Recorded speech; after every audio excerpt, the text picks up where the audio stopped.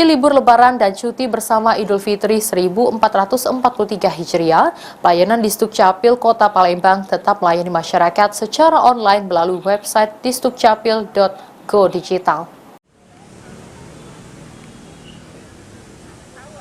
Meski libur Lebaran dan cuti bersama Idul Fitri 1443 Hijriah, pelayanan Disdukcapil Kota Palembang tetap melayani masyarakat secara online. Layanan online dilakukan apabila masyarakat memerlukan keperluan mendesak.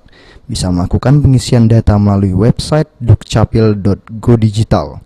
Namun untuk perekaman data dan pencetakan bisa setelah libur dan cuti bersama, karena harus dilakukan di kantor Disdukcapil. Hal tersebut bertujuan untuk memudahkan masyarakat dalam kepentingan dokumen kependudukan dan administrasi lainnya. Sekretaris Daerah Kota Palembang, Ratu Dewa, meminta petugas untuk selalu siaga supaya website tersebut tidak gangguan dan pelayanan tetap berjalan sehingga masyarakat bisa tetap dilayani secara maksimal.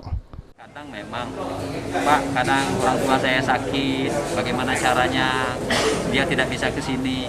Tetapi sudah ada solusi dari Ibu Kepala Dinas, sehingga ada tim di sini langsung proaktif mendatangi ke tempat di mana bapak ibu itu lagi sakit sehingga ada perekaman di sana, termasuk yang ada di rumah sakit. Rekaman di rumah bisa ya? Tergantung kondisinya. Kalau kondisinya dia memang tidak memungkinkan datang ke sini, maka ada tim yang tugaskan Ibu Kepala Dinas ke sana. Selama libur Lebaran ini kayak mana Bu pelayanan untuk online? Oh, online ya. Makanya para petugas ada Dukcapil Go digital ya. Ya, itu tidak ada lain. Tetap bisa ya kalau misalnya.